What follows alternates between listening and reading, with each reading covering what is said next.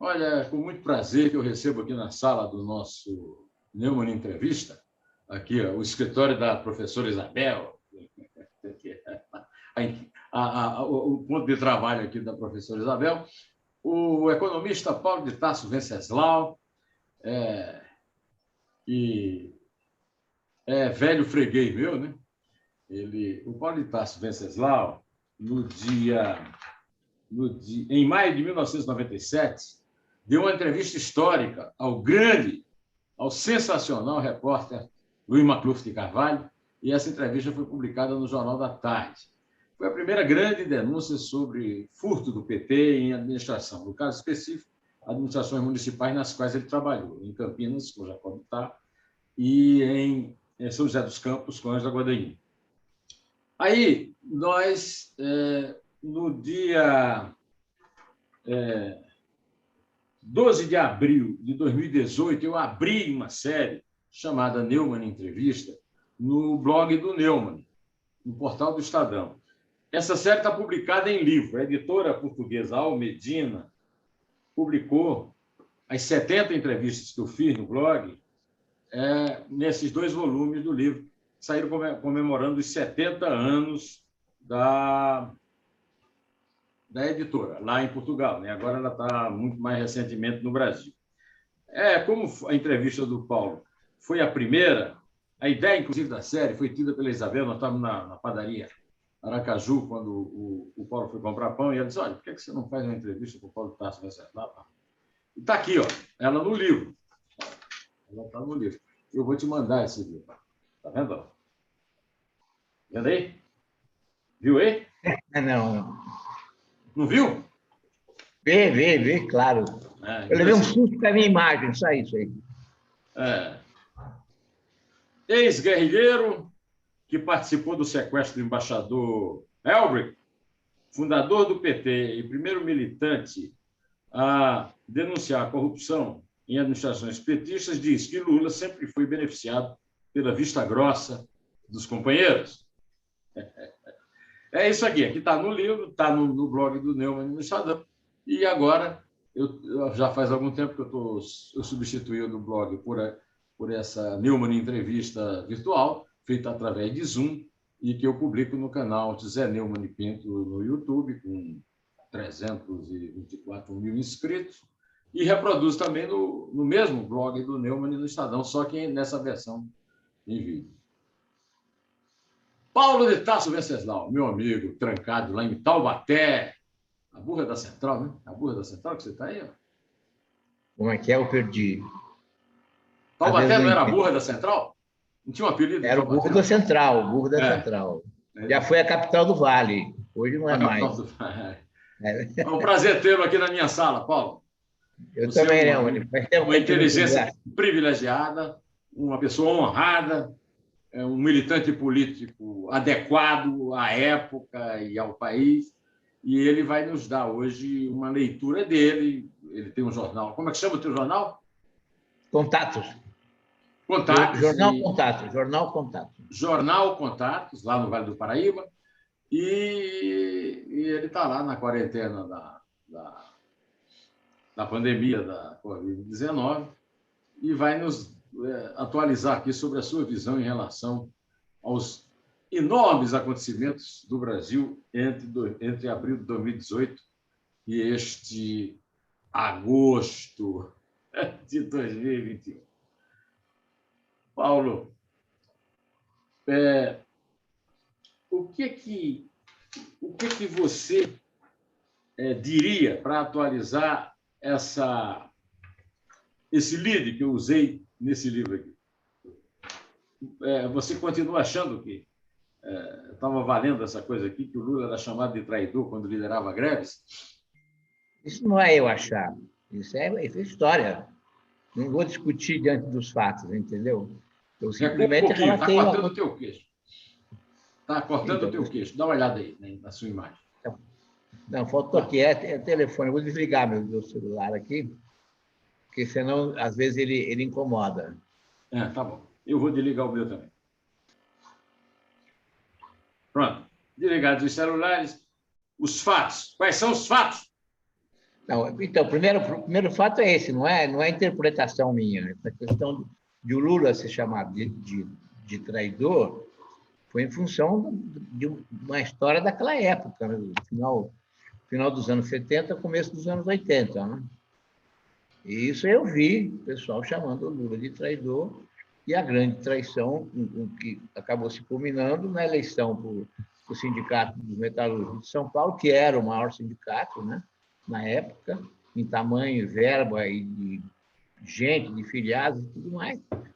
E havia um candidato que já faleceu, Valdemar Rossi, que era um candidato muito forte e que tinha abraçado o Papa no meio do Pacaembu. Então, ele se colocava como um candidato fortíssimo, né?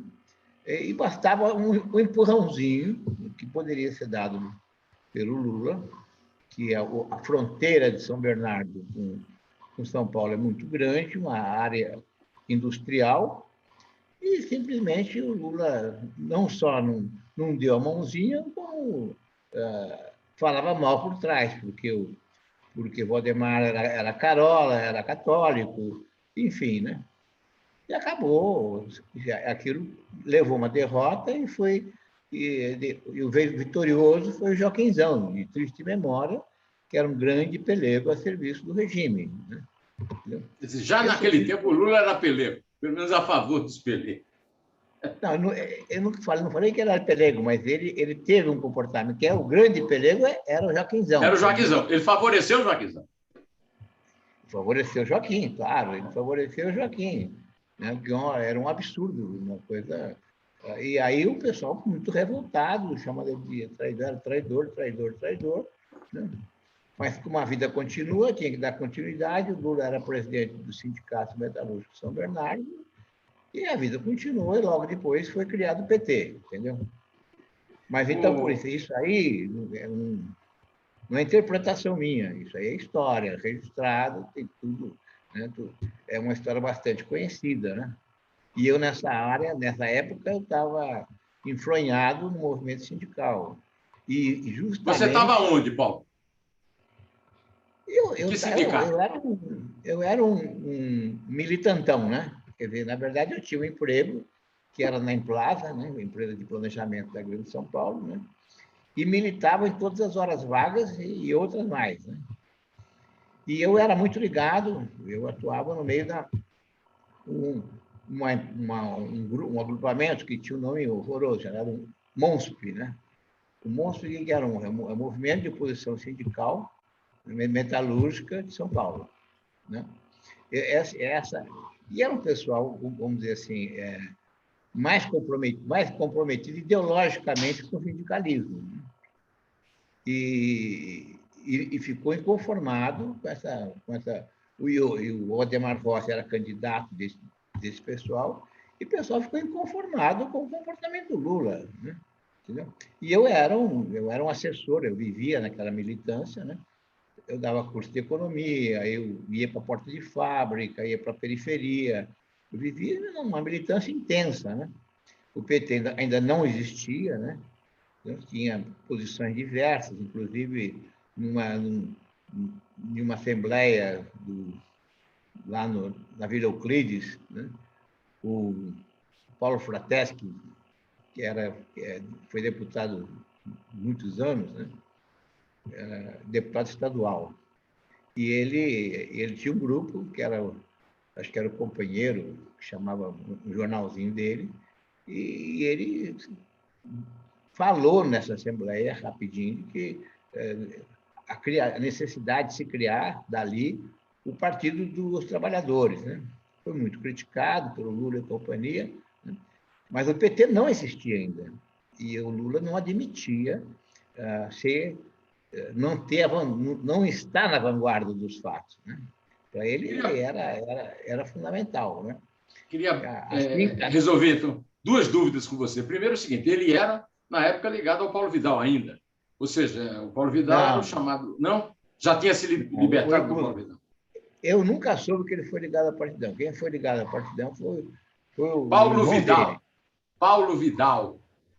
O Paulo Vidal. O que tem o Paulo Vidal? Não, o Lula é um filho do Paulo Vidal, como sindicalista, né? Era secretário-geral do Paulo Vidal e o Paulo Vidal era contra. O Paulo Vidal era do famoso sindicalismo de autônomo, que não queria papo com o PT, de resultado. Né? E depois é que o Lula se livrou do Paulo. O Paulo foi vereador, Bago Fisch, de São Bernardo, e sumiu. E o Lula, presidente da República. Né? A outra coisa é o seguinte: então, o Valdemar Costa devia ter ligações com o Manuel Fiel Filho, que era um mártir da ditadura, não é isso? Um militante católico, operário, que foi assassinado no DOI-CODE de São Paulo pelos esbirros da ditadura militar. Então, essa traição tinha um aspecto duplo também. Né? Esse grupo que queria conquistar o Sindicato dos Metalúrgicos era um grupo do qual teria feito parte o Manuel Fiel Filho, não é isso? Manuel? A vítima da tortura no DOI-CODE, o militante cristão, foi Vladimir Herzog e Manuel Fiel Filho, o que resultou na demissão do general Inácio. Manuel Fiel Filho era do grupo do Valdemar, né? Católico, metalúrgico, não é isso? É isso. Mas olha aqui, em 12 de abril de 2018, que saiu essa minha Neumann entrevista. Mas a sua entrevista, eu queria começar a nossa entrevista por ela, é a entrevista que você deu ao Luiz Macluf de Carvalho, no Jornal da Tarde, que foi publicada em maio de 1997. Eu participei, de uma certa forma, na história dessa entrevista, porque eu até fui lembrado por Eliana, a tua mulher que, na tua casa, no almoço, me contou que eu estava numa reunião com o Fernão Mesquita, diretor do jornal, meu chefe na época, na qual ela contou ao Fernão que você tinha dado uma entrevista para o Macluf para o Estadão, e a entrevista não tinha saído. Aí isso provocou uma intervenção do Fernão, inclusive a demissão do editor de política, Rui Xavier, que omitiu a entrevista, e a publicação em série do Macluf no Jornal da Tarde, que resultou na primeira grande denúncia de só uma pequena corrupção do PT. Aí. Sim, diga. A primeira versão que não foi publicada não foi para o Macluf. Tá. O Macluf estava no Jornal da Tarde. Eu nem me lembro mais quem foi que veio. Quem foi o repórter, né? Qual foi o repórter que tem que... Então, conta a história dessa entrevista. Como é que você resolveu dar? Como é que você foi procurado? Ou com quem você procurou? Conta a história da entrevista, por favor, Paulo. A entrevista, para entender a entrevista, tem que entender rapidinho a história seguinte. Conta a história. Eu constatei, nas prefeituras que eu trabalhei com o PT, que foi na prefeitura de Campinas, né, e depois na prefeitura de São José dos Campos, as duas eu exerci o cargo de secretário de Finanças, né, e apareceu um cidadão lá oferecendo serviços. Né? Esse cidadão tinha nome, né? Chama-se Roberto Teixeira, que é o advogado do Lula até hoje. Né? E o Roberto Teixeira acompanhando o irmão dele, Dirceu Teixeira, que era proprietário de uma empresa chamada CEPEM. E eles apresentavam um serviço que era uma revisão do cálculo do ICMS. Né? No fundo, não é do ICMS, mas do valor adicionado, agregado, que serve de base para o cálculo do ICMS, que é distribuído para os estados, para os municípios. Metade é para o estado, a outra metade é rateado para os municípios de acordo com o valor agregado de cada município. E tem uma ponderação aí. Então, quanto maior o valor agregado, maior a sua participação no ICMS, que nas cidades industrializadas, que era o caso de Campinas e São José dos Campos, é a principal receita da cidade. Né? Então, e eles faziam o trabalho que eles ofereciam era uma revisão desse número que era apresentado, né? Que era indústria por indústria, que você calculava, e eles ganhavam a empresa ganhava uma porcentagem do que ela conseguisse alavancar. Mas isso era a história para boi dormir, né? Porque em Campinas já tinha uma equipe treinada que fazia aquilo que a gente chamava de filé mignon, né? Você pegar um grupo das maiores empresas que chega a ter 90% do valor agregado do município. Isso os funcionários tinham um grupo treinado que fazia isso. E depois, o que sobrava, faziam uma licitação pública e quem ganhasse, ganhou. Fim de conversa. Aí, em Campinas, eles não quiseram participar porque teriam que participar da licitação do resto, né? E, quando chega em São José dos Campos, logo no início do governo aparece lá quem? O Roberto Teixeira e o seu irmãozinho Dirceu, né, oferecendo o mesmo serviço, né?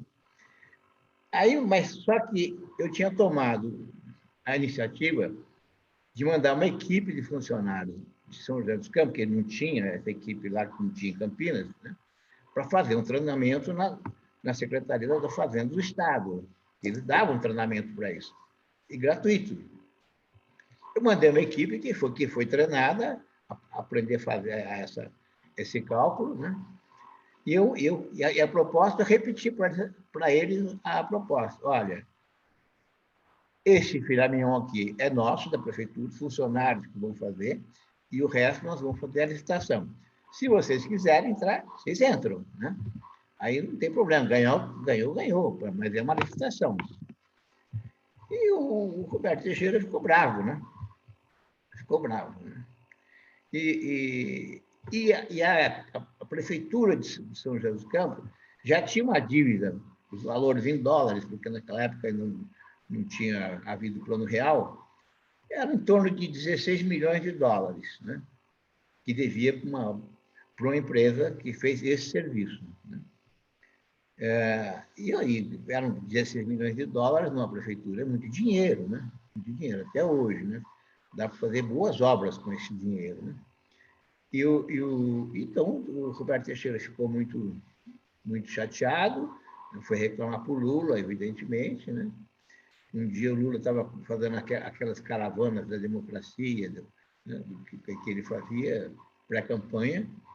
Estou falando isso em 93, 94, 93, 94. E aí essa caravana passa por São José, quando chega em São José, o pessoal levava, porque o Lula era quem fazia, estabelecia as punições, as ordens que tinham que ser feitas, enfim, né? E aí eles vão reclamar de um cidadão lá, que era funcionário da prefeitura e militante, né? Da família Pomar, né? Ele não tinha o nome da família Pomar, mas era um Pomar. E aí o Lula fala, pô, vocês, com os pepinos aqui, você vem me apresentar uns probleminhas desses, porque vocês não falam nada do Paulo de Tarso? Ele, publicamente, ali numa roda grande, né? Evidentemente que essa informação não chegou para mim, né? E através de quem? De uma assessora do Luiz Mercadante, que me conhecia, porque eu fui presidente do diretório do PT de Pinheiros, ela me conhecia, ela frequentava, ela militava no diretório do PT de Pinheiros, e ela me contou, né? Eu levei um susto, né? O que é isso, né? Eu estava, naquelas alturas, eu estava com a bola cheia em São José dos Campos, né? Porque eu tinha instituído coisas assim, quer dizer, toda a dívida que tinha da prefeitura eu ia negociar, né? E aquilo que se levava por fora, ou seja, né, aquilo que fazia parte da tradição, eu falava, não, esse dinheiro aqui vai para um fundo, né? E esse fundo a gente destina ele para quem precisa, tipo assim, reforma do corpo de bombeiro, reforma de postos sociais, enfim, tinha uma série de atividades que poderiam ser feitas com dinheiro, que era um bom dinheiro, né? E isso nunca tinha acontecido em São José, né? Assim como também em Campinas, quando chegou no final do ano, que todo mundo ganhava aquele monte de presente, né? Eu cheguei numa reunião de secretariado e falei, ô, pessoal, vocês acham que nós estamos ganhando presente por causa dos nossos olhos, por causa do nosso trabalho, por causa do nosso profissionalismo? É claro que não. Nós estamos recebendo presente porque eles querem facilidades aqui dentro, evidente, né? E aí propus fazer um leilão de todo o material recebido, né? Foi feito nas escadarias da prefeitura, né? E eu criei inimizades dentro do secretariado do Jacobitar, que era o prefeito, né? O pessoal já estava, todo mundo, sabe, ganha uísques, jogo de cristal, obras de arte, enfim, né? Então, eu consegui criar uma situação muito, muito desagradável. Mas, quando chegou em São José, com essa informação, eu fui atrás do Lula. E eu fui atrás do Lula, tentando marcar, e não acontecia nada. Um dia ele agendou, eu fui encontrá-lo lá no Governo Paralelo, que era o nome que tinha, o escritório, né? Levei um monte de papel, mostrei para ele, né? Ele mandou chamar quem? O Paulo Camoto. Né? O Paulo Camoto sempre foi o homem de confiança do Lula, e nesse caso o Lula fala para ele: ô Camoto, acompanha o Paulo de Tarso na conversa com Roberto Teixeira. Aí era o fim da picada, né? Quer dizer, eu falo, pô, tem um bandido fazendo essas coisas, você me manda conversar com o bandido, pô, né? Não faz sentido, né? Mas aí eu fui, e o Roberto Teixeira falou: olha, você faz o que você quiser, né? Não vai para a imprensa, né? E a parte jurídica eu dou conta disso. Nesse procedimento, eu sofri um atentado na Dutra, o meu carro foi cercado, né? Carro oficial da prefeitura, não foi meu carro, não fui eu, não foi invenção minha, né? Tinha testemunha que era o próprio motorista que viu como é que foi, né? E aí, um belo dia, a bailarina lá, a Ângela Guadagnini, me chamou no gabinete dela, aos prantos. A baleia dançante. Aos prantos, dizendo: olha, eu estou te demitindo, né? Eu levei um susto, né? Por quê, né? Se tivesse ido mal, tivesse bagunçado, não. Tinha dado uma melhora significativa ali, né? Mas ela falou: é coisa do Lula, o Lula que pediu. Bom, então é o seguinte: depois desse episódio, eu fiquei 4 anos tentando discutir dentro do PT. Porque eu confiava no PT. Eu achava Foi constituída uma comissão, não foi, Paulo? Era o Hélio Bicudo, era o Hélio Bicudo, o Zé Eduardo depois da Cardoso. entrevista. Depois da entrevista. É. Eu fiquei durante Tá 4 certo. anos. Não foram 4 dias, 4 horas, 4 semanas, não. 4 anos tentando discutir internamente dentro do PT, porque eu tinha documento, tinha prova, tinha tudo. E o que era a grande prova que eu tinha? A comprovação efetiva. Né? A comprovação efetiva eu tinha 2 coisas concretas, que impossível que aquilo não fosse considerado. Né? Primeiro que naquele tempo ainda não tinha imagem digital, e uma grande fábrica que tinha em São José era da Kodak. E a Kodak era uma baita empresa, né? E o valor que eles apresentaram, né? Uma coisa que já tinha sido feita, não batia. Né? Era uma discrepância brutal, né? Aí vamos ver, tal, o que é isso, né? Tiraram 3 zeros, né, do valor, né? Da sequência e tudo. Aquele tempo tinha números enormes, né? E eu vou ver e descobri que, um caso concreto, olha, aqui houve uma alteração. Eu vou em cima da Kodak, eu descobri que eles tinham corrompido o funcionário que fazia isso. Né? Então, o que eles faziam? Eles corrompiam com o funcionário, errava, entre aspas, né? Errava, e a empresa vinha e descobriu o erro. Né? Ou seja, depois eles ficavam com a parte dele e davam um brinde aí para o funcionário. Né? E não era crime nenhum, era uma correção de erros, né? Um erro que foi corrigido, aparentemente nenhum problema, né? Formalmente nenhum problema. Né? Aí eu falei: está aqui, isso aqui é um. Segundo, eu contratei uma auditoria externa. E a auditoria externa comprovou tudo isso, que foi a Bolsinha Campos, que é uma consultora grande nessa área. Né? E ele comprovou, né? E fez o relatório. Então, eu queria mostrar aquilo que foi o motivo da minha demissão, era isso. Um relatório, né, que era de uma construtora independente, né? E a comprovação que eu tinha da Kodak, né? Aí, evidentemente, eu fui demitido, não interessava mexer com aquilo. E durante 4 anos, ninguém se interessou no PT. E eu tinha meus amigos lá, né? Nessa altura do campeonato, eu era amigo do Zé Dirceu ainda, né? O Genuíno nem se pensava ainda não pensava em fazer o presidente do partido, né? E, assim como o Zé Dirceu, né? Porque quando veio a eleição de 95, de 90, que ano que foi, internamente no PT, o Zé Dirceu estava se afastando do partido, ia montar o escritório dele, de advocacia, e ele simplesmente tem uma reunião com o Lula, que é morro de curiosidade de saber o que foi tratado concretamente, porque dali surgiu um acordo entre Lula e Zé Dirceu. E o Zé Dirceu, que estava saindo do partido para tocar o negócio dele, sai da reunião com o presidente nacional do PT. Né? Foi um grande milagre, né? E o Genuíno, que era oposição, tinha uma corrente dentro do PT que fazia oposição à articulação de Zé Dirceu e Lula contra a Limitada, né? Quando chega também, mas já é depois, quando o Lula é eleito, ele de oposição ao Lula, ele se transforma em presidente nacional do PT.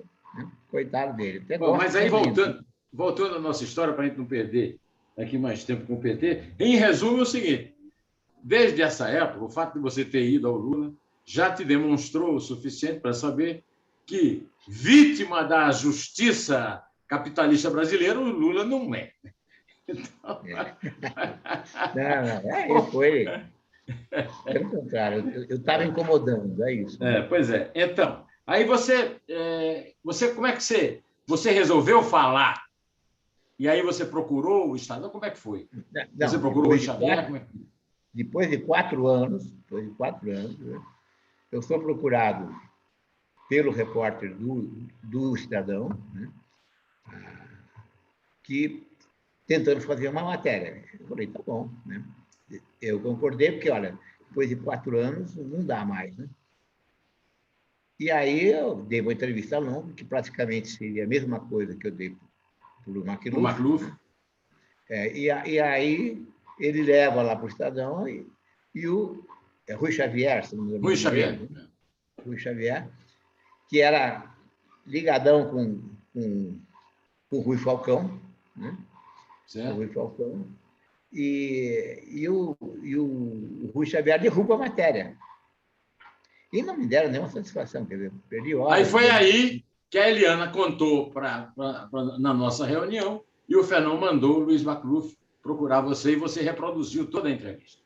E o que é que, basicamente... Não, é mais picante a história. A história é mais picante. Por quê? Aí, quando eu dei quando tinha essa história, eu conversei com... Enfim, quando apareceu o McLuff, aí ele queria entrevista. Eu falei, eu vou dar entrevista para você, porque já dei para o Estadão, não publicaram nada. Aí ele assumiu o compromisso de publicar na íntegra. E aí teve uma entrevista, depois que saiu a matéria, e o Lula vai para uma entrevista e começa a relatar, e a Rádio Eldorado vem falar comigo. E a Rádio Eldorado, acho que vem falar comigo, perguntou, olha, eu queria uma entrevista contigo. Eu falei, mas por que eu vou dar entrevista para vocês? Se eu dei essa mesma entrevista que está no Jornal da Tarde, eu dei para o Estadão há não sei quanto tempo atrás, e não saiu uma linha.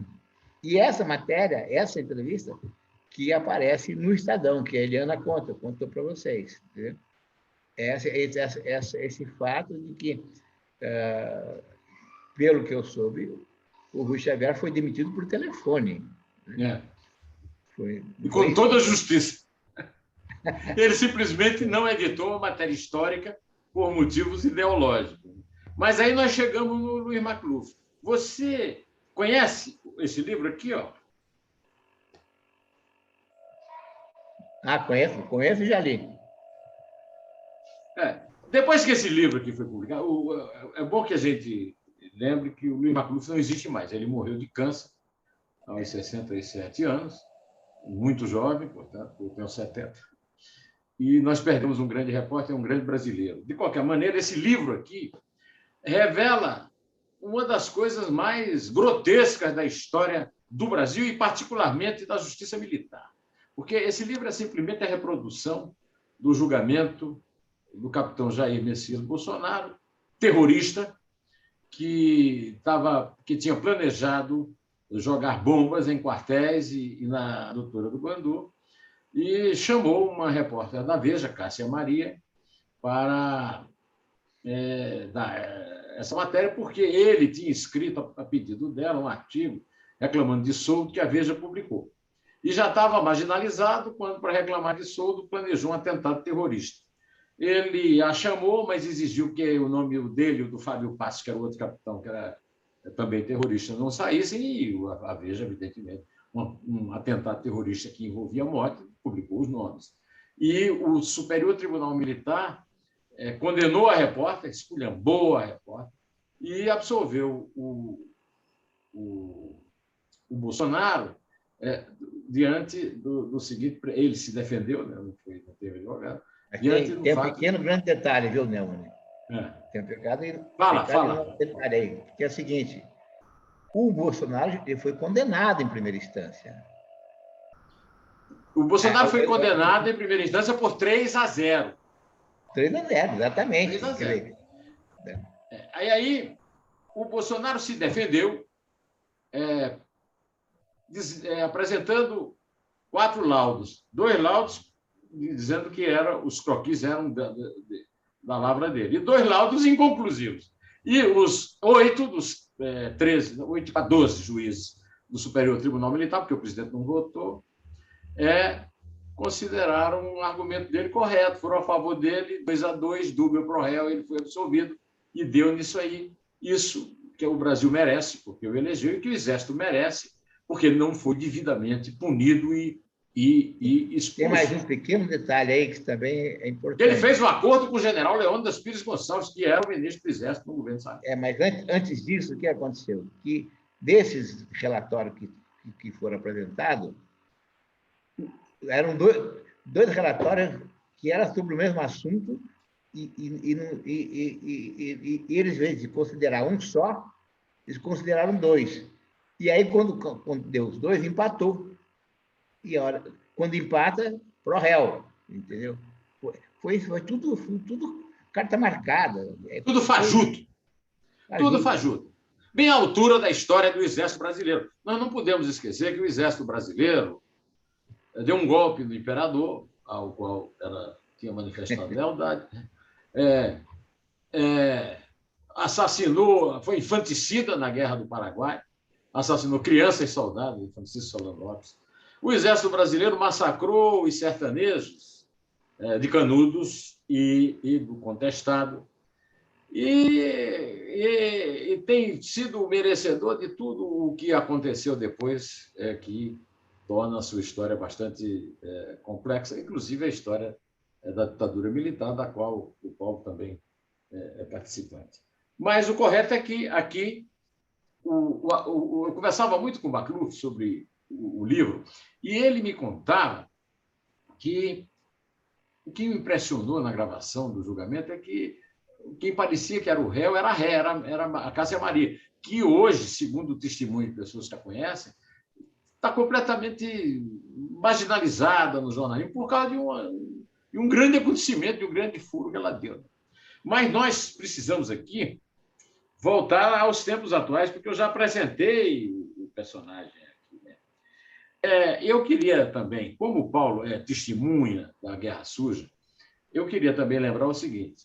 Paulo, eu queria recorrer a você como historiador disso, como testemunha dessa época, de uma coisa seguinte: é muito injusto quando se diz que o Bolsonaro é um nostálgico da ditadura, ele quer recompor a ditadura. Não, não é verdade. O Bolsonaro era golpista na ditadura. Paulo, por um motivo circunstancial, eu conheci o general Ednardo Dávila Mello, porque ele era casado com a filha de um grande comerciante lá de João Pessoa, capital da Paraíba, minha terra. E ele morava perto do Hotel Leme Palace, onde eu morava quando eu era editor-chefe do Jornal do Brasil. E ele me procurava sempre, numa banca de jornal de frente ao hotel, para me contar histórias. E ele me contou a história do golpe que ele provocou quando ele assassinou, quando no QG do Exército foram assassinados o Vladimir Herzog e o Manuel Fiel Filho, e ele me contou que ele foi usado como pretexto e foi traído pelo Frota, então ele ficou inimigo mortal do Frota, e, sobretudo, pelos frotistas, que foram ao aeroporto de Brasília desviar os generais convocados pelo Geisel para a reunião do alto comando para o Forte Apache. Só que o Geisel mandou o general Bethlen, que era frotista, ir buscar os comandantes, levar para ele, ele demitiu o Frota. Então, eu quero dizer que o chefe dessa expedição malograda foi o general, à época capitão, Augusto Heleno, que era ajudante de ordem do general Silvio Frota. E por quem o general Ednardo Dávila Mello, no fim da vida, tinha um grande desprezo, porque dizia que, além de burro, era covarde, por causa dessa história do Beto. De qualquer maneira, eu acho importante nós resgatarmos a história, primeiro porque o próprio Geisel disse num depoimento, não sei se você conhece, um depoimento que ele deu à Fundação Getúlio Vargas, 2 vezes que o Jair Bolsonaro era um mau soldado. Né? Um mau militar. Um mau militar. E segundo, por essa história que ele mesmo me contou, o general Dávila Mello me contou essa história, né? E pela presença no governo do Bolsonaro e nos círculos de amizade e de admiração dele, de personagens ligados a esse golpe. O torturador e assassino Carlos Alberto Brilhante Usta, o Major Curió, patrono dos garimpeiros irregulares do Brasil, e toda essa geração da AMAN dos anos 70, que eu vou voltar a te perguntar dela. Mas eu queria saber de você se eu estou fazendo um raciocínio certo ou errado. O que ele quer ressuscitar com os autogolpes que ele quer dar não é a Revolução de 64, não é Sorbonne, não é nem a repressão aos militantes de esquerda. Ele quer ressuscitar o golpe da estúpida direita de Frota, que não deu certo, para evitar a posse de João Figueiredo. Da mesma forma que conseguiram evitar, matando o Vladimir Herzog e o Manuel Fioló no Exército, no DOI-CODE, para evitar o projeto inicial do Geisel, que era levar o Paulo Egídio Martins, o primeiro civil, à presidência da República. E eu participei muito disso, porque eu participei de muitas reuniões pessoais, diárias praticamente, com o Paulo Egídio lá no Palácio. Você que fez parte da resistência à ditadura, isso faz algum sentido para você? Mas faz todo sentido. Né? Porque, primeiro, tem esse lado que, no seu próprio relato, fica claro. O Exército não é um corpo homogêneo, ele não é monolítico. Ele tem correntes dentro dele, sempre teve. Esse conflito do Frota com o Geisel intervir e impedir o golpe, praticamente, que o Frota queria dar, é uma prova concreta de que não existe... O Exército não é um corpo homogêneo, como não é hoje. Né? Como não é hoje. Só que o que acontece? Que esse capitão aí, né, ex-capitão, ele politicamente é zero à esquerda, é um desastre politicamente. De política ele entende tanto quanto eu física quântica, entendeu? Nada, é impressionante. E é esse lado que vai fazer, na minha opinião, que vai derrubá-lo. Né? Não sei se ele chega até o final do Deus te ouça. Deus te ouça. Deus te ouça. Porque o que eu queria retomar com você... Diga, fale, Paulo, fale. É porque ele não será derrubado, porque talvez não interessa aos milicos que estão aí, você provocar uma crise, né, e essa crise intervir nas eleições do ano que vem. Né? Não interessa para essa americana que, inclusive, quer tirar o Bolsonaro de lá. Né? Para eles interessa fazer uma transição pacífica, né? Fazer mudança de governo pacificamente. Então, essa falta de uma unidade forte no Exército, né? Pátria Amada, tudo isso é bobagem, né? Eles estão lá a fim dos interesses pessoais deles. Estão acima de tudo, né? Não é Deus acima de tudo. O que está acima de tudo é o interesse pessoal dessa parcela da sociedade, né?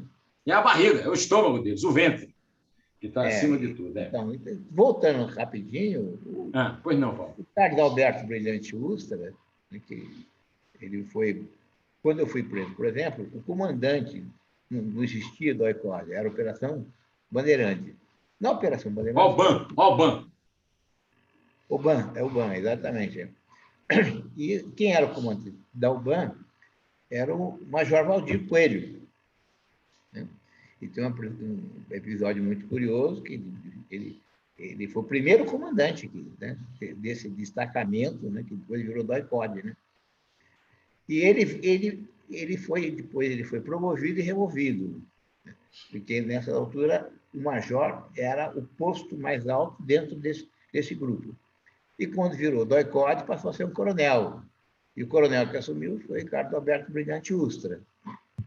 Bom, o Major Valdir vira coronel e vai para Pindamonhangaba, aqui do lado de Taubaté. O meu pai era uma autoridade na cidade, né? Tanto que ele foi um dos coordenadores da campanha do Ouro para o Bem do Brasil. Ele tinha um cargo que corresponderia hoje ao diretor regional de saúde, que pegava todo o Vale do Paraíba, Serra e Litoral. Né? E teve um jantar no Taubaté Country Club, das autoridades do Vale, então, do Rotary, enfim. E minha mãe estava presente e identificou o agora coronel Valdir Coelho. Na hora de cumprimentar, minha mãe se recusou de dar a mão para ele. E ficou com cara de paisagem, né? Porque você foi preso na UBAN? Eu fui preso pelo UBAN, o comandante era o então major. Né? Major Valdir. E minha mãe se recusou a cumprimentá-lo como coronel, que era a autoridade máxima aqui da região. Né? Era comandante comandante não sei mesmo, mas chama Batalhão de Caçadores, se não me engano, que chama, que tem aqui em Pindamonhangaba. E criou aquele clima, né? Imagina, né? Minha mãe ali, fingindo, olhando a paisagem, e o cara com a mão estendida, né? Bom, esse é um folclore, mas o Brilhante Ustra, ele ia para o DOI-CODE fardado.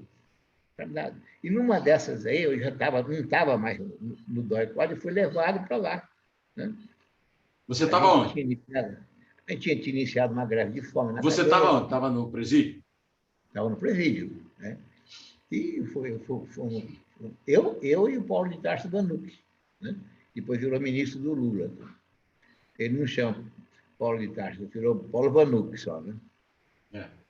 Então, eu estou preso,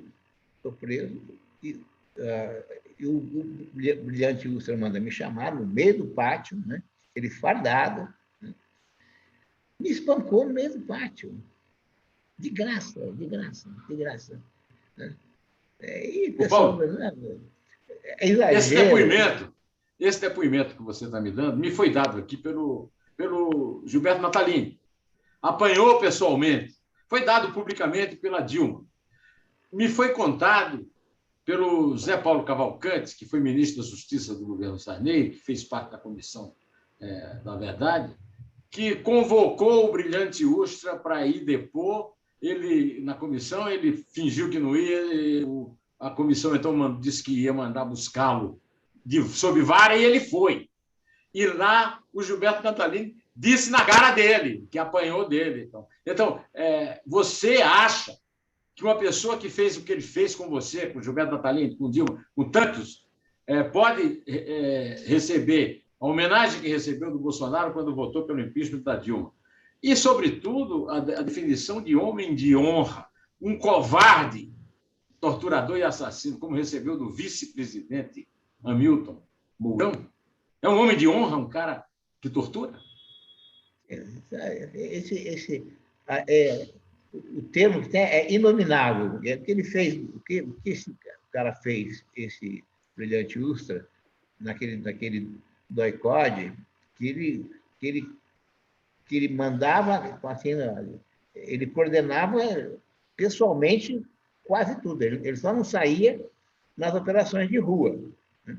Mas ali dentro ele acompanhava a tortura, ele espancava, por exemplo, eu, no meu caso, fui espancado de graça. Eu estava preso já há muito tempo, né? Só uma curiosidade, alguém te segurou enquanto ele te bateu? Não? Então, você acha que um coronel desse manda trazer um preso que não seja com a devida segurança? Não, é só por uma questão de você completamente paralisado, porque esse é o grande símbolo da covardia. Né? Pois é. Agrediu uma pessoa maniatada. Eu não fiquei postado na frente dele, né? E nem fiz continência para ele, muito menos, né? Quer dizer, eu sendo seguro por dois militares, né?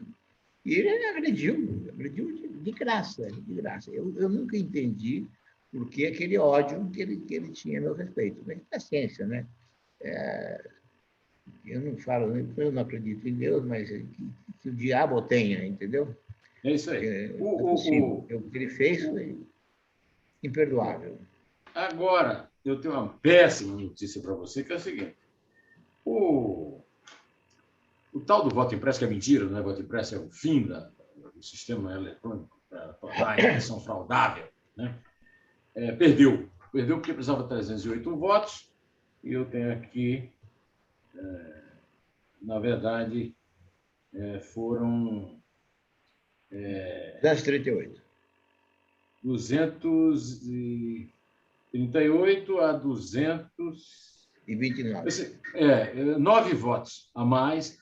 Ou seja, quando essa votação não foi sobre o voto impresso, foi uma votação para dar apoio ao discurso autogolpista do Bolsonaro, porque ele sabe que vai perder a eleição em 2014 e ele acha que vai para o segundo turno e vai perder no segundo turno para o Lula e vai alegar que foi roubada, a eleição foi roubada.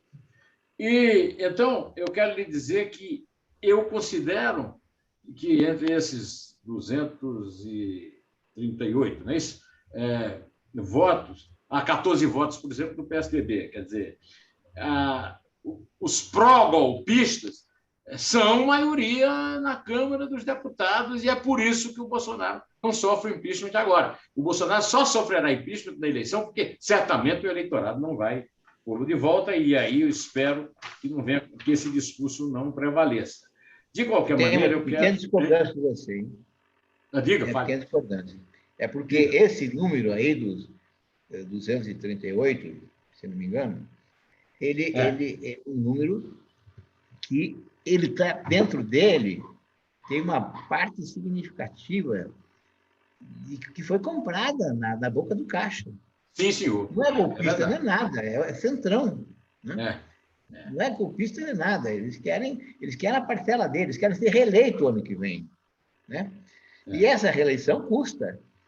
E a caneta do presidente, ela tem muita força. Então, eu acho que golpista mesmo, eu não saberia dizer quanto, mas é bem menos do que os 238. Não sei se você concorda. De qualquer maneira, eu quero lhe dizer que, junto com o Bolsonaro, foi eleito um grupo muito grande de deputados. Eu só vou te dar um exemplo. O PSL tinha 2 e chegou a ter, durante um tempo, antes do Bolsonaro romper, a maior bancada da Câmara. E essa bancada é por ideologia. Né? De qualquer maneira, há muito deputado. Eu conheço, por exemplo, o PSDB. O PSDB é um partido hoje bolsonarista. Eu passei minha juventude em Campina Grande, que é governada pelo PSDB, e Campina Grande é uma cidade bolsonarista, ainda hoje. Então, o que eu quero dizer agora para você é o seguinte, é que o Aécio Neves envergonha a memória do avô dele, Tancredo Neves, ao se abster nessa votação a favor do golpe. E com ele arrastando um PSDB bolsonarista que envergonha o país, que faz, por exemplo, o Alckmin sair do partido, né? Então, de qualquer maneira, essa adesão de parte do PSDB a essa votação estúpida, ela quer dizer que o PSDB até agora não está convencido de que o Aécio Neves não foi roubado em 2014 e não foi roubado em 2014. Agora, a eleição de 2018, essa foi fraudada, mas não foi fraudada na contagem. Ela foi fraudada por um cara que prometeu combater a corrupção, que prometeu o fim da velha política, está fazendo tudo o contrário, e nós vamos agora passar a elencar isso aí, o que ele está fazendo para trazer a velha política de volta, né? Mas a eleição de 2018 foi fraudada, o Bolsonaro tem a prova, e a prova é a votação dele, a votação real dele, que foi uma votação para coisas que ele não fez ao contrário. O que você acha? Olha, primeiro que o Bolsonaro ele é capaz de fazer um milagre comigo, um verdadeiro milagre. Porque eu votei no Lula uma única vez na vida, uma única vez, que foi quando ele foi candidato a deputado, candidato a governador, quando o Montoro foi eleito. Se não me engano, é 84. Se não me engano, é isso. O número que eu tenho na cabeça, 72, 74. Foi a única vez que eu votei no Lula. Depois disso, nunca mais votei por várias razões. Inclusive, esses fatos com você mesmo. Inclusive pessoais. E o que acontece? O Bolsonaro, capaz de fazer um milagre, quer de fazer eu votar no Lula. Eu não gosto do Lula, tem minha ojeriza quando falei Lula, né? Mas entre Lula e Bolsonaro, eu vou ser obrigado, né, a votar em alguém, votar no Lula. Porque o Lula, por pior que seja, é menos ruim do que o Bolsonaro. O Bolsonaro é louco, né? Entendeu? Então, eu espero que tenha alguém mais uma oportunidade de ter algum nome, algum candidato. Quanto ao Aécio Neves faz tempo que não vale nada, né? Nunca valeu. Das primeiras Flip, sabe que a Flip é Feira Literária? Nunca valeu. De Paraty, uma delas, o Aécio Neves estava presente, né? Mas ele teve um comportamento tão cafajeste. Como é que esse cara pode ter essa expressão política que ele tem? Por exemplo, tinha uma jornalista, fotógrafa, né? Registrando, né? A maneira como ele assediou a mulher em público, na minha frente. A minha não é minha, na frente de todo mundo. Na frente da multidão. Negócio horroroso. Um cidadão que faz negócio dele, ó, dizem que o problema dele é outro, né? De outra natureza aí, né? Então, pode ser que ele tem algo a ver com as narinas. Muito entusiasmado com essas coisas. E depois o governo dele, a história daquele aeroporto de Cláudio, depois obras. Enfim, tem uma história que não tem muita diferença entre ele e o Bolsonaro, praticamente, né? Exatamente. É isso aí. É isso. O Congresso, que foi eleito à base do discurso bolsonarista, muito com voto comprado, está aumentando o custo da eleição para 7 bilhões de reais no ano que vem, a volta das coligações, todo o retrocesso causado no combate à corrupção pela extinção da Operação Lava Jato, a desmoralização de seus símbolos, Moro, principalmente, mas também o Deltan Dallagnol, né, os símbolos do combate à corrupção. Tudo isso se deve ao Bolsonaro, que foi o cavalo de Troia de 2018.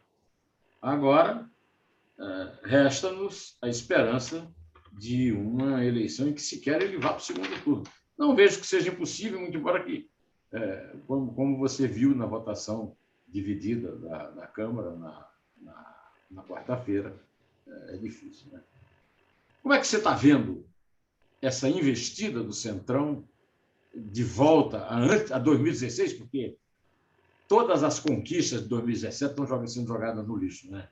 A Barreira, a cláusula de Barreira, o fim das coligações. Ainda bem que não passou o Distritão, mas está uma certa ideia comum que o Distritão é o bode que puseram na sala, né? Então, eu acho que não tem nenhuma surpresa com o Centrão, o Leone, porque ele teve a oportunidade de mostrar para todo mundo o que é o Centrão. Da mesma maneira que apoiaram o Bolsonaro, eles vão estar ali na frente. O ano que vem você vai ver a debandada que vai ter, principalmente quando, se as pesquisas não forem proibidas, como estão tentando fazer. As pesquisas estão sendo para ser proibidas. Estão para ser proibidas. Vai acelerar o processo de debandada, né? De apoio do Bolsonaro. Né? O estouro da boiada. O Centrão tem isso, que é a característica dele. Ele vai de acordo com para onde o vento está soprando. Ele põe a biruta dele lá e fala, é para cá, vamos que vamos, entendeu? E Na última vez, a biruta foi com o biruta. Paulo, então, mas eu acho que vai acontecer isso, né? Que não tem muita dúvida, né? E o Bolsonaro, não sei como é que ele vai reagir. Ele é louco, mas ele ficou claro agora que ele não tem o controle do Exército, que pode parecer que é uma demonstração de força, não.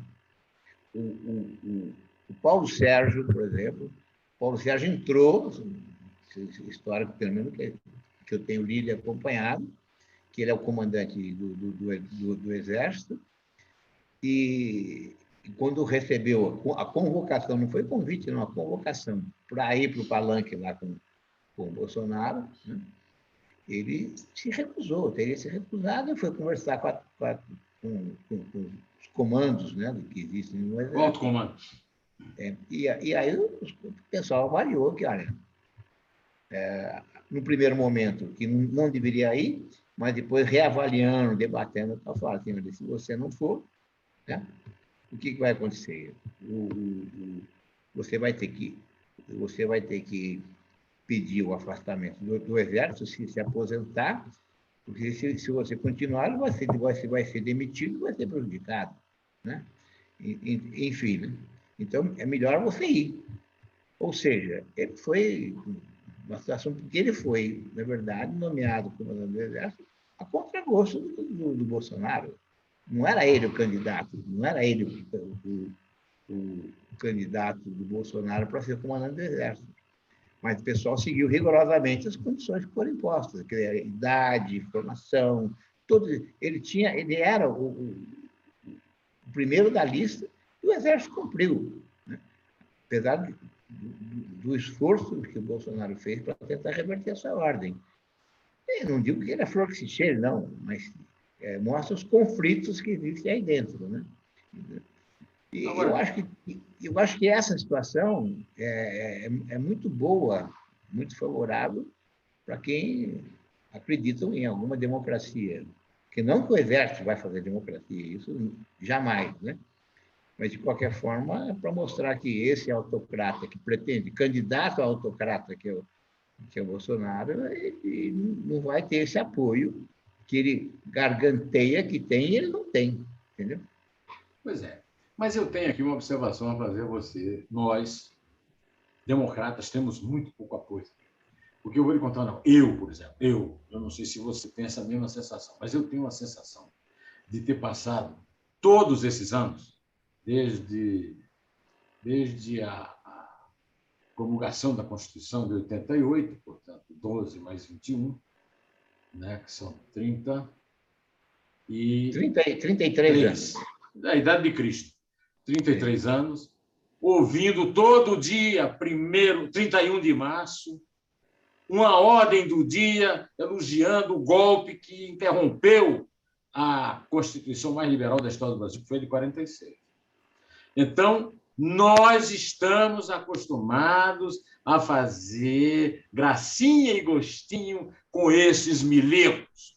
Milicos gordos, ociosos, desarmados, não tem força armada no Brasil. Porque é o seguinte, esse desfile, essa micareta, essa tanquechata, lá de Brasília, ela demonstrou uma coisa, a defesa, você é jornalista, Paulo, você tem um jornal,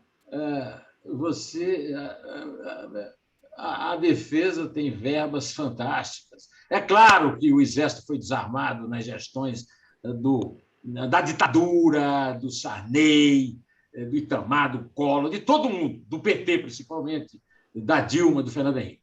Mas hoje a defesa tem as maiores verbas para pagar pessoal. O Estadão publicou uma foto na primeira página, você lembra? Lembro. O tanque fumando, o tanque fumando na frente do Palácio do Planalto. Tem uma vergonha maior do que essa para o Exército. Aí hoje eu vi uma explicação, são tanques, não sei o quê. Não, é tanques dos anos 50. Tanques dos anos 50, lata velha, micareta de lata velha enferrujada. Uma vergonha para o Exército. Se a Venezuela invadiu o Brasil, nós não temos um Exército para nos defender. Então, na verdade, nós miamos para leões sem garras e sem unhas, e sem dentes, durante esses 33 anos, ouvindo ordens do dia fantasiosas, elogiando uma ditadura que derrubou uma democracia. Eu me senti sempre muito mal com isso. E quero saber o que vai acontecer em 31 de março que vem. Ó, você conhece isso aqui? Como é que chama? Chama-se o Filho do Século. Antônio Scurati, escritor italiano, né? Mussolini. Sim. Isso aqui conta a história do golpe do Mussolini. Você sabe quantos tiros o Mussolini deu para o regime fascista ser adotado na Itália e durar anos? Nenhum. Foi um golpe parlamentar. Tudo que o Bolsonaro está fazendo agora, inclusive as motochatas. As motochatas ainda não estão aqui, porque estão no volume posterior a esse, que eu não vi ainda, que eu não tenho, mas minha filha, que mora em Milão, já me avisou do lançamento. Então, meu amigo, tudo isso da mesma forma que o que aconteceu com o Bolsonaro estava escrito e impresso no livro do McLuhan. Nós temos essa história registrada, nós aguentamos 33 ordens do dia absurdas, mentirosas e tão falaciosas como é o Bolsonaro, de um exército que se diz glorioso. Mas não é. O Neone, até comentei com você outro dia, eu tinha, aqui em Taubaté tem o CAVEX, que é o nome que é o nome do Comando da Aviação do Exército. Esse Comando da Aviação do Exército é quem o superior lá, o comando do comando é Dose, né? Mas o comandante-chefe lá é um general. E aqui é o controle nacional da frota de helicópteros do Exército. É aqui, o centro operacional é aqui, do Amazonas ao Rio Grande do Sul. Né? E essas curiosidades, né? Um coronel lá, que era amigo de um amigo meu, um amigo comum, né? Queria me conhecer e eu passei com um jantar na casa desse amigo, ficamos conhecidos, começamos a trocar correspondência pelo WhatsApp, e conversar, trocar figurinha. Esse era um cara. Né? Quando o Bolsonaro ganha as eleições, ele virou outro cara. É impressionante. Impressionante, entendeu? Quer dizer, e ele teve uma liberdade comigo a ponto de relatar que o pai dele era militar e o pai dele participou do boicote. Você imagina, né? Enfim. Vai ver, você tomou um choque do pai dele. Esse coronel passa a ter um comportamento, né? Porque até então ele batia no peito, que ele era profissional, que ele estava a serviço do Estado, não atendia governo nenhum, partido nenhum, né? Aquele discurso que todo todo militar faz, né? Da boca para fora, né? Então, ele era assim, mas o Bolsonaro ganhou as eleições, ficou... E outra coisa, eu descobri o grande inimigo do Exército Brasileiro. Eu não sabia. Chama-se Antônio Gramsci. Que, aliás, nunca nenhum fardado leu na vida. Claro, eu li tudo. Quando eu tinha 14 anos, li tudo de Antônio. Eu não sei tudo de Antônio. Pois é. E agora, é o porquê. Porque quem é que introduziu esse... quem Olavo de fez? Carvalho. Olavo de Carvalho. Olavo de Carvalho. É Mas olha aqui. Uma coisa maluca, porque é isso mesmo que você falou. Eles nunca leram, né? Mas repete as coisas que o Olavo de Carvalho fala. É. Olha, o meu amigo Paulo Tasso, eu quero perguntar a você como é que você me explica essa geração do Bolsonaro, a mãe dos anos 70, né? É uma geração que teve tudo, que a democracia deu de tudo a esses filhos da puta. Tudo.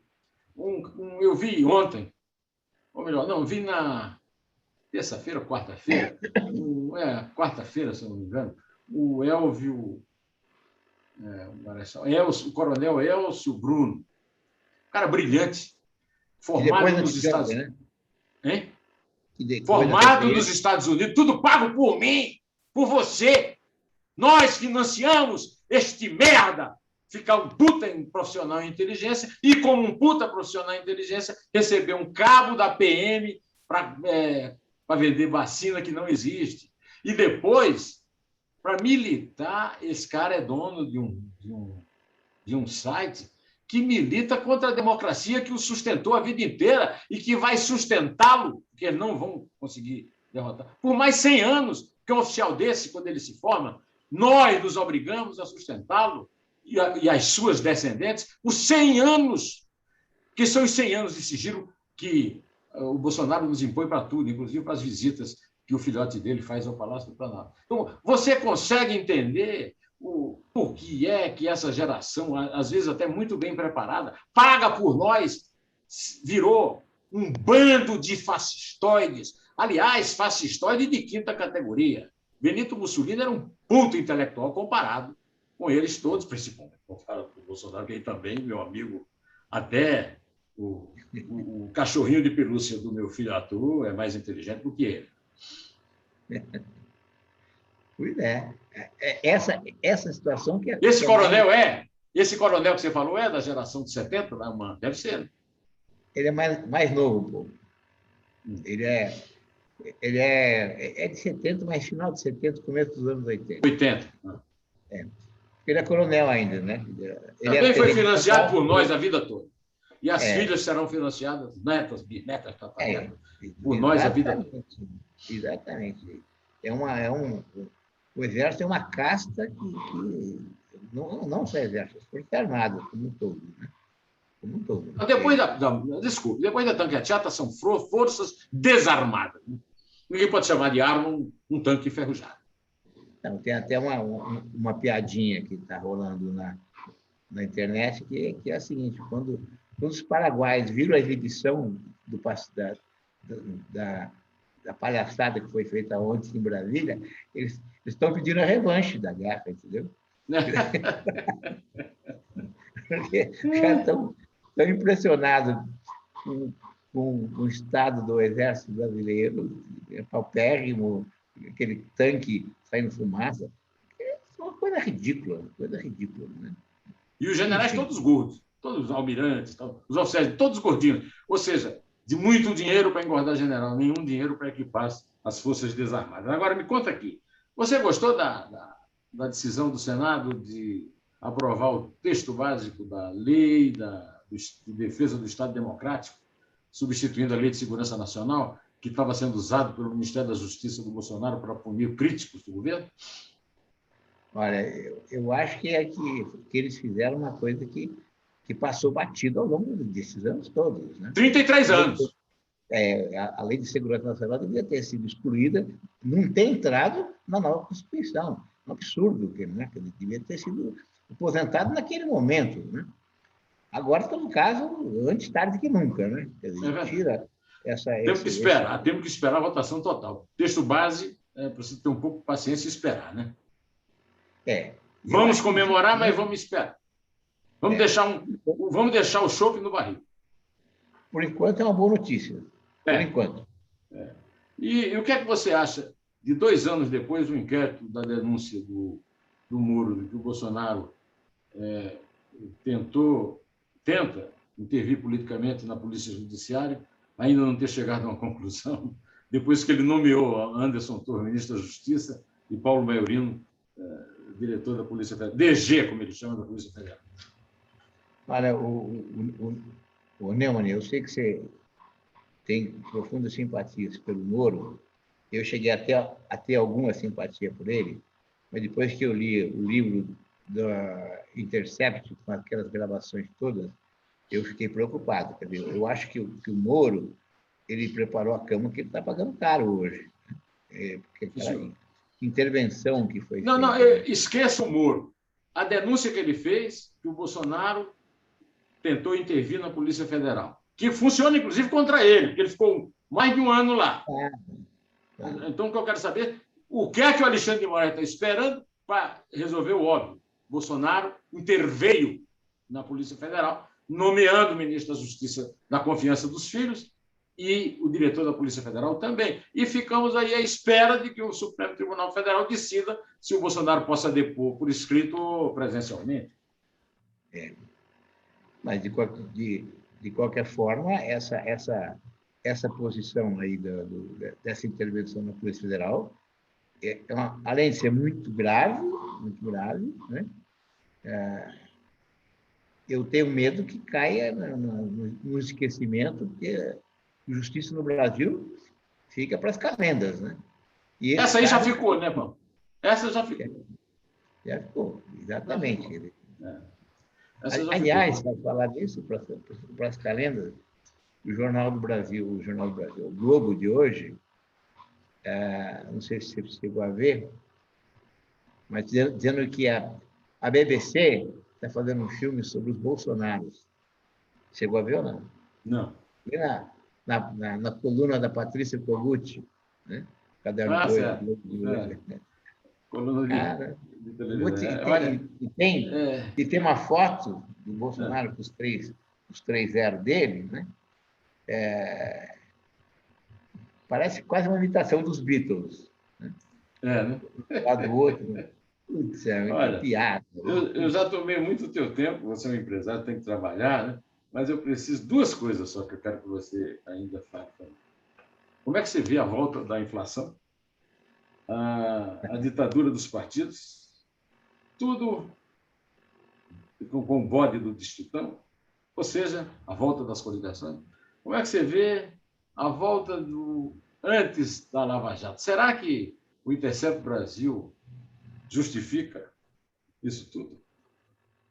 O Intercept Brasil, você sabe o que é imprensa, né? Ele é o mensageiro, né?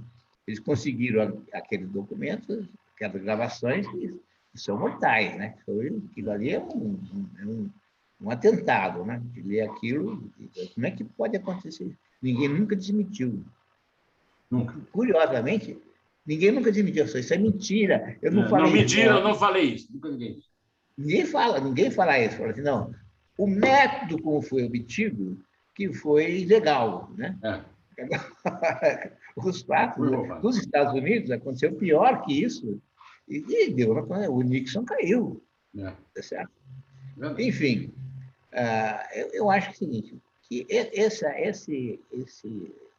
nós estamos literalmente na mão do Centrão. Essas decisões que vão ser tomadas, né, agora daqui para frente, essa questão da coligação, esses processos eleitorais todos, enfim, né, isso vai ser...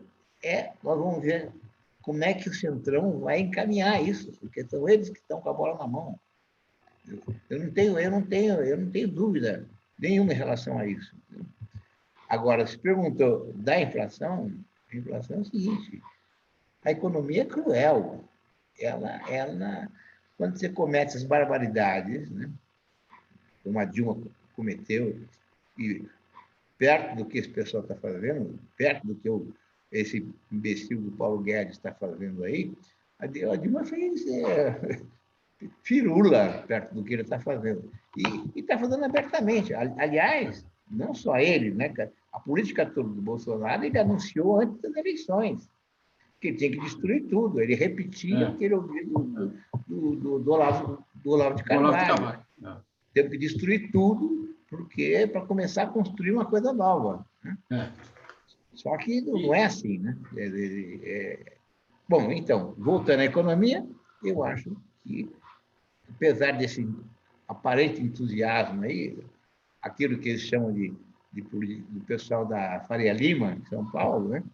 Esse pessoal botou as barbas de molho, porque 14 milhões e 800 mil desempregados, a crise que vai ser provocada pela estiagem, principalmente, no agronegócio, vai ser pouco, né? Que a grande fonte de receita do Brasil hoje é o agronegócio, né? A crise mundial, que envolve a China, envolve componentes eletrônicos que só a China produz, né? Eles vão pagar caro, porque esses imbecis que estão aí conseguiram se indispor com a China de uma inabilidade total, né? Aquele cara que saiu do Ministério Exterior aí, como é que chama? Aquele Araújo. É um horror. Então, juntando esses componentes todos, né, você vai ver que não tem saída. A curto prazo não tem saída nenhuma. As fábricas não estão entregando.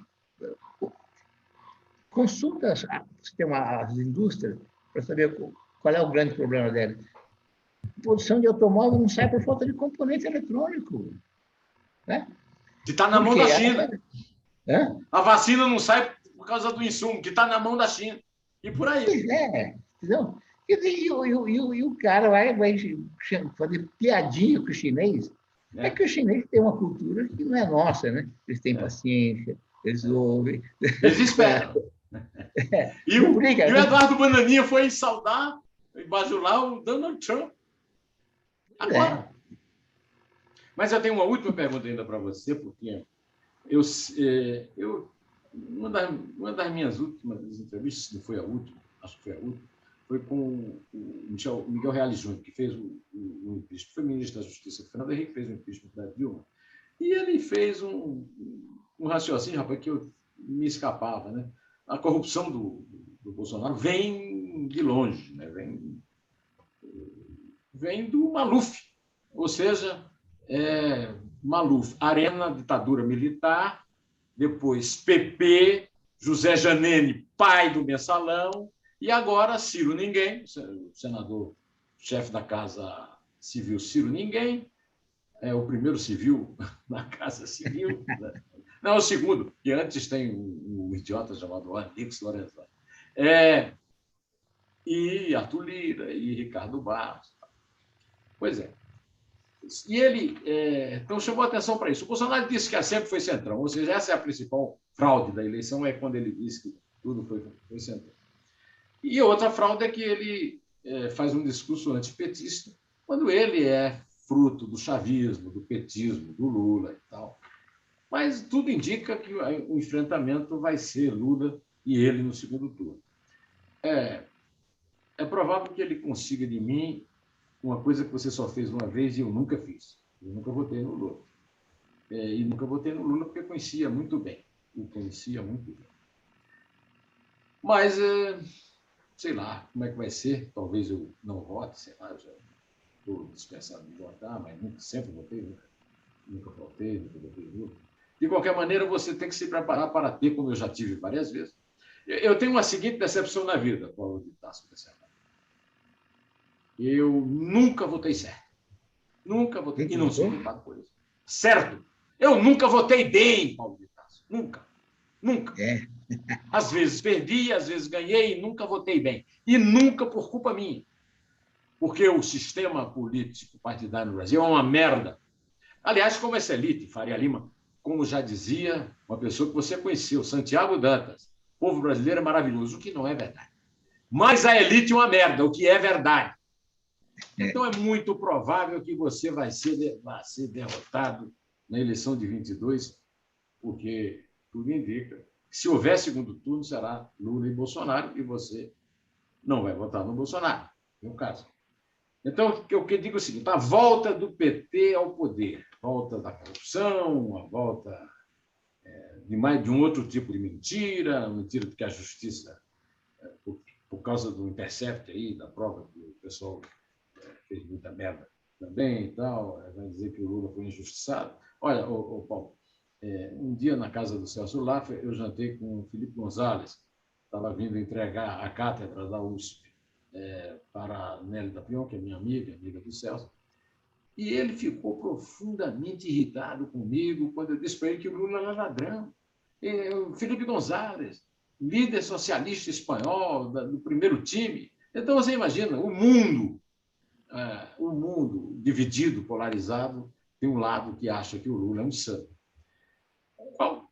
O que vai ser do Brasil com a volta do Lula e da sua corrupção ao governo? Olha, eu sou muito otimista. Eu sou otimista. E eu tenho certeza de uma coisa: se acontecer isso, né? Se essa polarização se for entre Lula e Bolsonaro, né? Você obrigado a tapar o nariz e votar no Lula, né? Mas eu acho que, de qualquer forma, se isso acontecer e o PT vencer as eleições, do Lula especificamente, né? Porque o PT tem bons quadros, vamos lembrar disso, tem bons quadros, né? Eu acho que o PT vai ser outro. Eu não sei se para pior ou para melhor, mas não é mais o mesmo PT. Não é mais aquela orgia que foi feita em escala nacional, né? Foi um absurdo, né? Desde financiamento no exterior aí de Angola, Cuba, Venezuela, distribuindo dinheiro a rodo. Isso aí foi, por mais solidário que você seja internacionalmente, né? Eu acho que nem mesmo a União Soviética nos velhos tempos fez isso aí, né? E mais, a China, o pessoal pensa que a China faz isso, faz nada. Está lá na Tanzânia, investindo na Tanzânia para produzir matéria-prima para eles, né? E não tem nada a ver com essa generosidade, né? Que através das instituições brasileiras, BNDES e Companhia Limitada, para financiar essas obras todas fora do Brasil, sem nada, né? Sem nada. Simplesmente papo, né? Conversa furada, né? Papo furado. Então, eu acho que o PT, se ele se ganhar, vai votar diferente. Eu torço para melhor, né? Que o Lula, se ele votar, ele vai estar muito mais preocupado com a biografia dele, refazer a biografia dele, mostrar que ele não é corrupto. Não adianta ele falar, vai ter que mostrar concretamente. Então, é menos ruim. Vai ter que deixar de ser. Vai deixar de ser também. Vai ter que deixar de ser. Vai ter que vai ter que se enquadrar. Vai ter que se enquadrar, deixar de ser, como você falou, tá certo?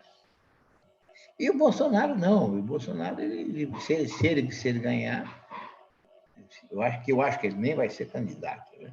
Eu tenho uma avaliação que acho que nem candidato ele vai ser, né? Quando ele perceber que o buraco é mais embaixo e que ele não vai, se ele for candidato, ele não vai ganhar da eleição e vai perder pro Lula, meu amigo, não vai se sujeitar a essa humilhação, não, entendeu? Então, eu sou otimista, né? Por isso que eu sou otimista, entendeu? Tá certo. Menos ruim. Foi um prazer enorme, meu, ter tomado todo esse tempo de uma pessoa ocupada como você, de teu cérebro privilegiado, de tua experiência. É aquela mistura de inteligência e experiência, né? Que dá em sapiência. E Deus te ouça, Deus te ouça. Um abraço grande aí para você, Mariana. Eu posso dizer o seguinte: você continua sempre muito generoso, Tá certo? Obrigado, muito Não é obrigado. bem assim, mas a gente faz Olha, força. não, o Leôncio Martins Rodrigues, que foi uma das Saudoso. firmas recentes que eu tive, né? Dizia sempre, lembrando o personagem Leôncio no desenho animado, né? Ô, Leôncio, você é mau como um pica-pau. É isso aí. Abraço. Aliás, a perda intelectual nossa recente foi muito grande, né? Muito grande. Muito. Quer ver, o Leôncio, o Janotti, Vefor, né? São três. O Roberto Romano. Hoje, Roberto Romano. nesta São figuras semana, marcantes. o Paulo José, um ídolo, um ícone na minha geração, grande ator, grande diretor. É isso aí, estamos perdendo, mas estamos ficando aqui firmes. É isso aí. Abraço, Exatamente. meu amigo Paulo. Abraço.